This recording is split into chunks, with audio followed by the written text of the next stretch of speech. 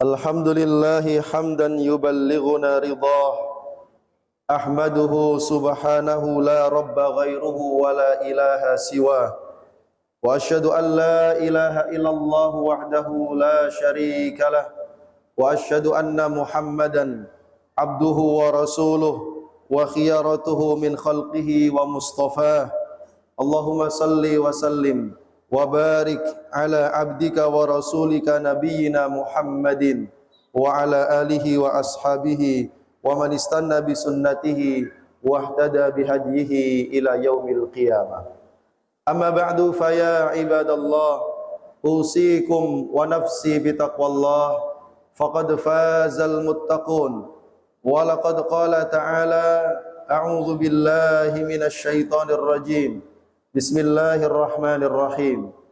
Ya ayyuhalladzina amanu taqullaha wa qulu qawlan sadida yuslih lakum a'malakum wa yaghfir lakum dhunubakum wa may yuti'illaha wa rasulahu faqad faza fawzan 'azima. Shadaqallahul 'azim. Ma'asyiral muslimin, jamaah salat Jumat yang dimuliakan oleh Allah Subhanahu wa taala. Kebaikan dan keburukan adalah dua hal yang senantiasa mengiringi kehidupan kita. Allah jadikan hal itu sebagai ujian bagi kita manusia untuk meraih kebaikan di dunia maupun di akhirat. Namun Allah Subhanahu wa taala tentu tidak akan membiarkan hamba-hambanya mereka kemudian memilih keburukan, berkubang dengan keburukan, lalu berakhir dengan kesengsaraan. Allah tentu menginginkan agar hamba-hambanya menjadi manusia-manusia yang cerdas, mampu membedakan mana yang baik dan yang buruk, serta memilihnya, mengamalkannya, karena Allah menghendaki agar kita semua sebagai hamba-hambanya menjadi orang-orang yang beruntung, baik di dunia maupun di akhirat.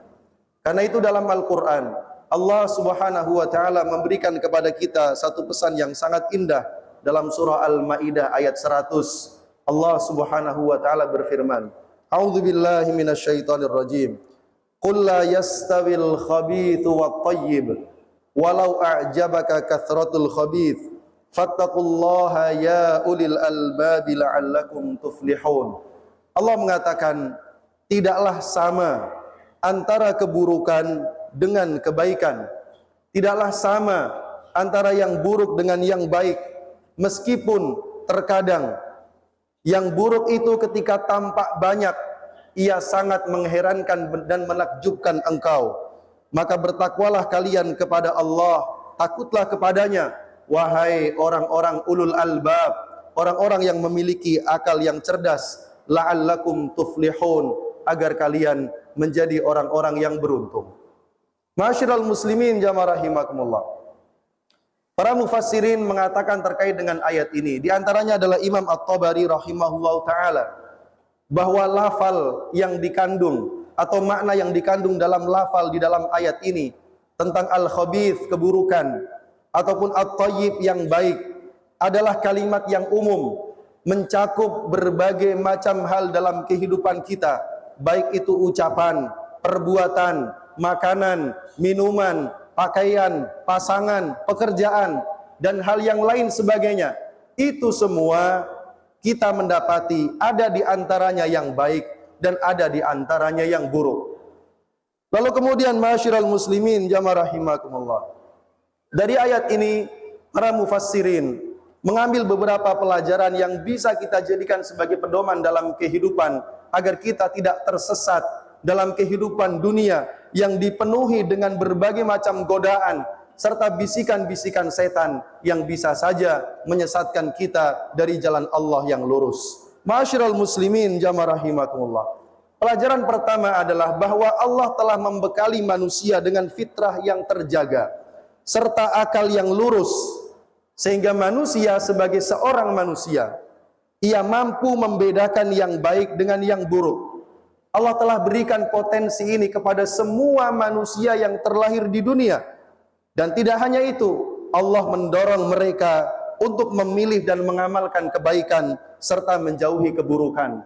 Allah mengatakan, wa nafsi wa ma sawwaha fa'alhamaha fujuraha wa taqwaha. Dan demi jiwa serta penyempurnaan ciptaannya, Allah ilhamkan kepada jiwa itu potensi kebaikannya dan potensi keburukannya. Lalu Allah berfirman, qad aflaha man zakkaha, sungguh pasti akan beruntung orang yang membersihkan dan menjaga fitrah kesuciannya. Wa qad khaba man dassaha, sebaliknya akan merugi orang-orang yang mengotori jiwa dan hatinya. Masyiral muslimin jamaah rahimakumullah. Kemudian yang kedua, menjaga kemurnian fitrah adalah tugas yang paling penting supaya manusia terjaga kehidupannya dari hal-hal yang dapat merusak agamanya, dunianya, terlebih juga pada akhiratnya. Dan orang yang paling bertanggung jawab dalam menjaga fitrah manusia yang pertama kali adalah kedua orang tuanya, lalu kemudian adalah lingkungan tempat ia tinggal dan hidup dalam dunia ini. Rasulullah sallallahu alaihi wasallam mengatakan, kullu mauludin yuladu 'alal fitrah.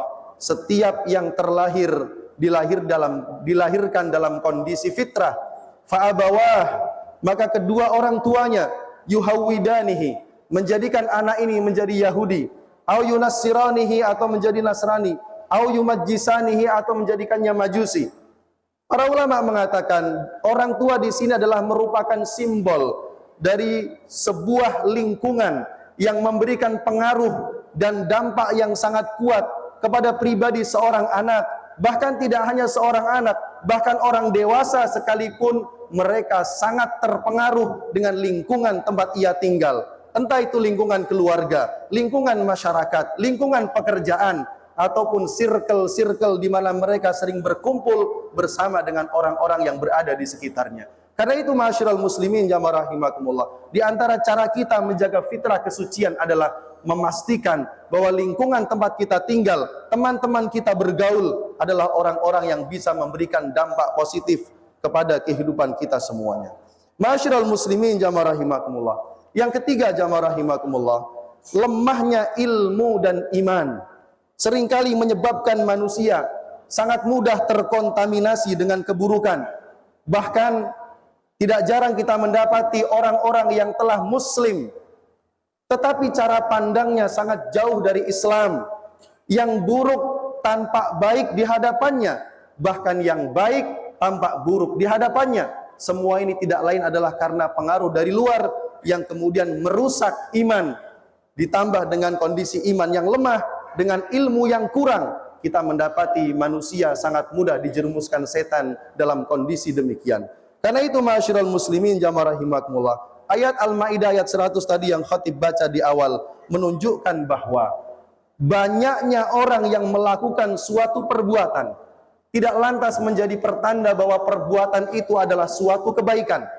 Boleh jadi kita mendapatkan banyak orang saat ini sangat menggandrungi penghasilan dari media sosial yang kita dapati kebanyakan konten-kontennya adalah konten yang buruk, negatif, dan tidak memberikan pendidikan sama sekali.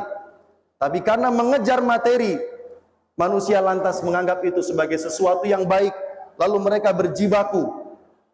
Mereka menanggalkan rasa malu mereka. Mereka menanggalkan ajaran agama mereka hanya demi mendapatkan materi yang hanya sesaat, sementara, dan tentu juga sangat hina dibandingkan dengan kenikmatan surga yang dijanjikan oleh Allah Subhanahu wa taala. Masyiral muslimin jamaah rahimakumullah. Kemudian yang keempat, ayat ini juga mengajarkan kepada kita pentingnya untuk thalabul ilmi, menghadiri majelis-majelis ilmu untuk memperdalam ajaran agama Islam.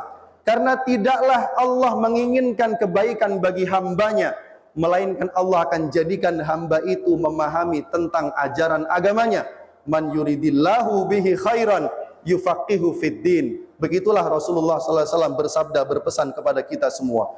Hal ini menandakan jamaah rahimakumullah juga pentingnya peran para ulama, orang-orang yang alim untuk senantiasa membimbing umat ini berdakwah dengan cara yang santun serta memberikan teladan yang baik, membimbing mereka dalam kondisi situasi yang baik ataupun kondisi yang sulit, dalam kondisi senang ataupun kondisi susah.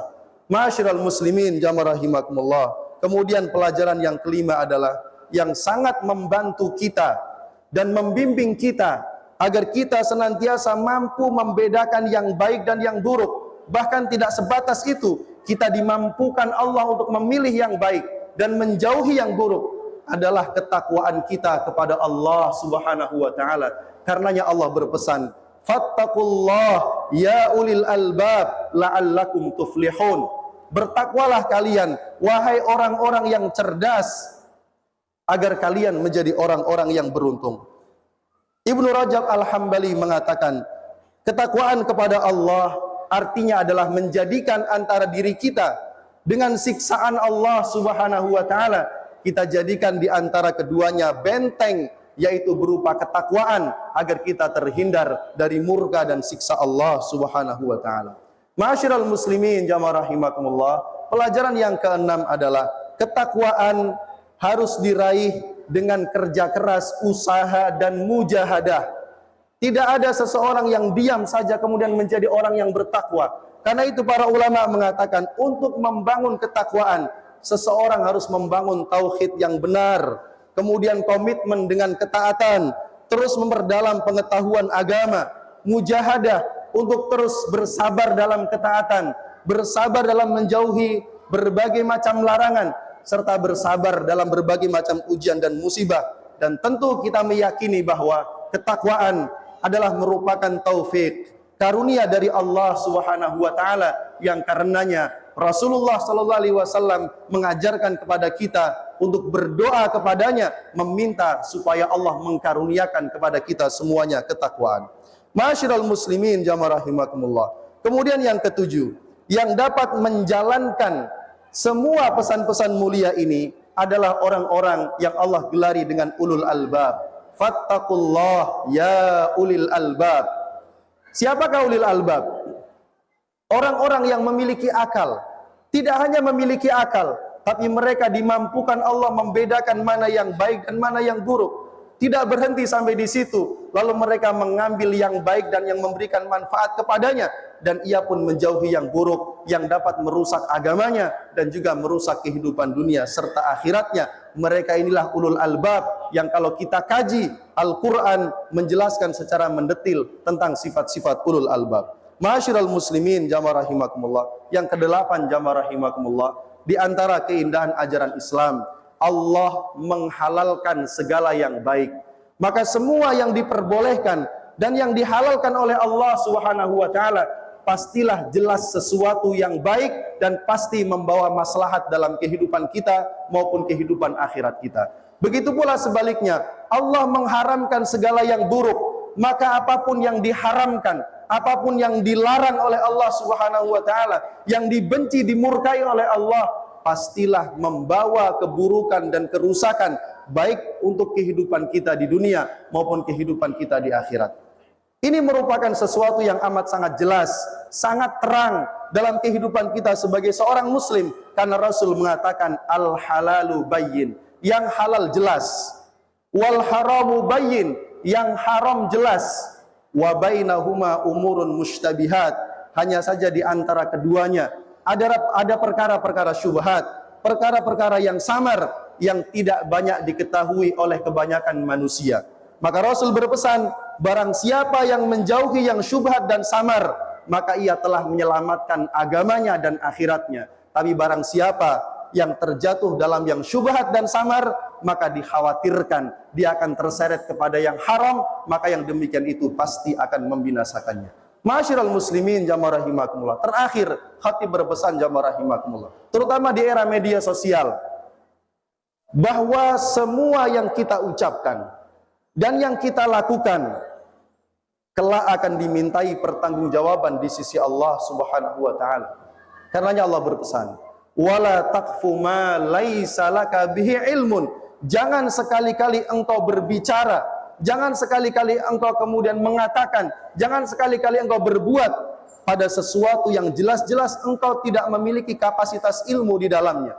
Innas sam'a wal basara wal fuad kullu ulaika kana anhu mas'ula. Sungguh pendengaran, penglihatan, hati manusia kelak akan dimintai pertanggungjawaban atas semua yang telah dilakukan. Mudah-mudahan jamaah rahimakumullah, Allah senantiasa membimbing kita dalam hidayahnya, dalam petunjuknya, dalam taufiknya, agar kita senantiasa konsisten di atas kebaikan, di atas siratal mustaqim, sampai kita memenuhi panggilan Allah Subhanahu wa taala, wala tamutunna illa wa antum muslimun. Barakallahu li wa lakum fil Qur'anil azim wa nafa'ani wa iyyakum bima fihi minal ayati wa dzikril hakim wa taqabbala minni wa minkum tilawatahu innahu huwal ghafurur rahim.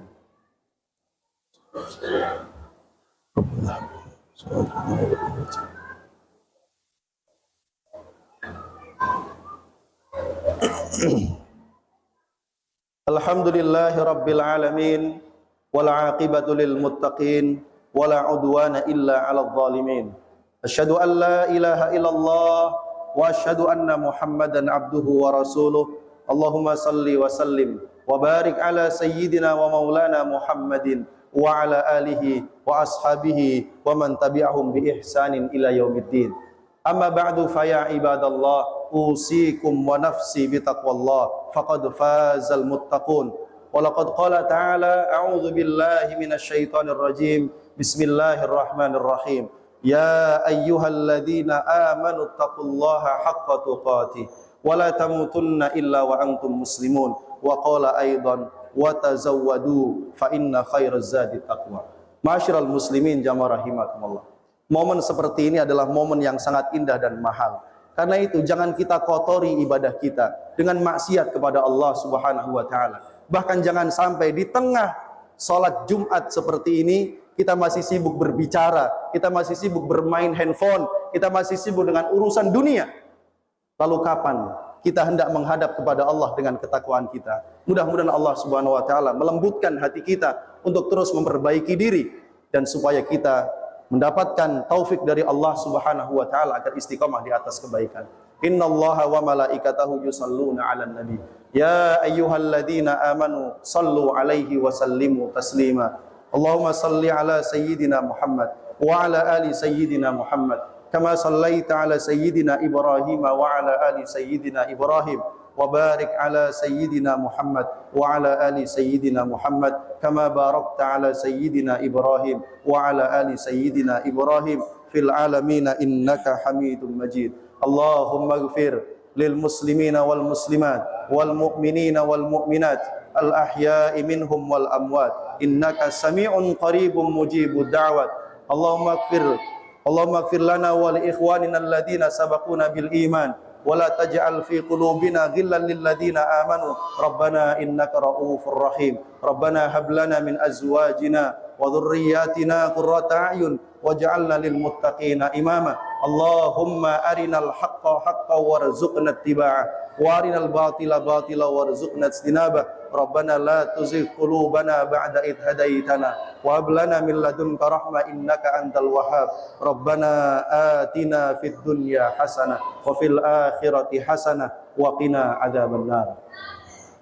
Ibadallah, innallaha ya'muru bil adli wal ihsan wa ita'i dzil qurba wa yanha 'anil fahsya'i wal munkari wal baghi ya'idzukum la'allakum tadhakkarun. Fadhkurullahal 'azima yadhkurukum washkuruhu 'ala ni'ami yazidkum wastaghfiruh innahu huwal ghafurur rahim. Aqimussalah.